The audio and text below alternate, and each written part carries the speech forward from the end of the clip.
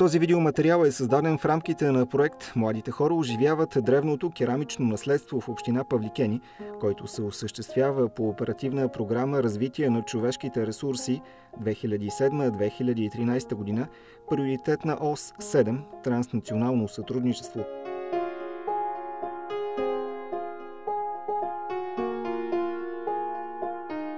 Проектът е реализиран с партньорство между Национално сдружение на малки и среден бизнес България и Асоциация за регионално участие и действие Франция. Проектът започва в средата на април 2013 година, като се осъществява на няколко етапа. Основна цел на проекта е прилагането на иновативен модел на въвличане на младите хора за оживяване на културно-историческото наследство в подкрепа на инициативи за стартиращ бизнес в община Павликени. Това се постига и чрез прилагане на иновативния опит на АПЕР, Европейска младежка организация, базирана в провинция Алпи и Лазурен бряг в сърцето на Средиземноморието, която е с опит от 30 години и е сертифицирана от френската държава и призната от Европейската комисия като Европейска младежка организация.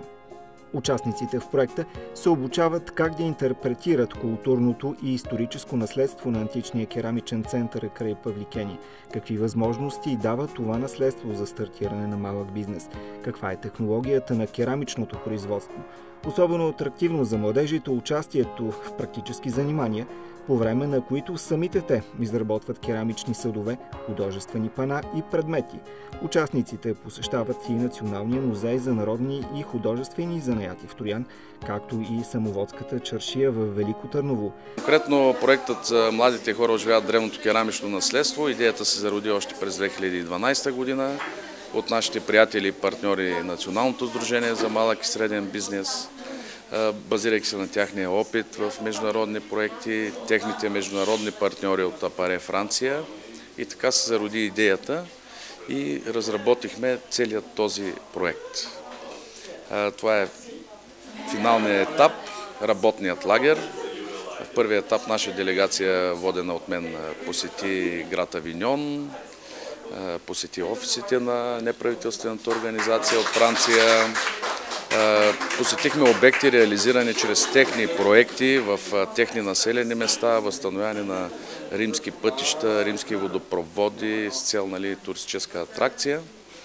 И така виждам, че техният опит на доброволчеството се предава и тук. За съжаление, в България това не е толкова развита дейност. Аз благодаря на нашите партньори.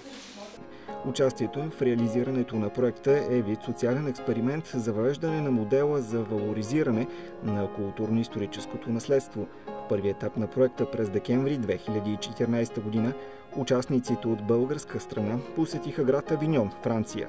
Обмяната на добри практики и посещението във Франция имат особен ефект върху наученото от младежите по време на проекта, върху представата им за историческото минало, както и върху изграждането на екипен дух.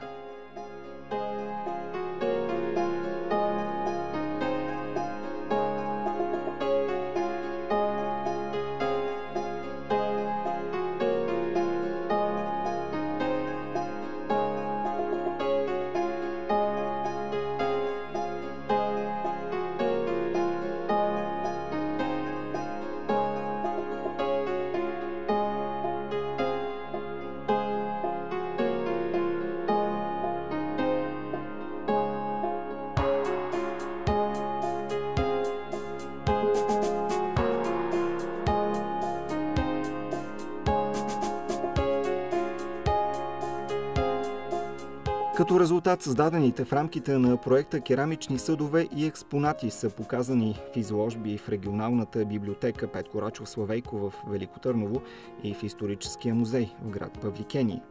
Изложените керамични съдове и художествени пана са изработени от 20 младежи от Павликени. Всички те са доброволци на възраст между 18 и 29 години с различен социален статус, служители, работници и безработни.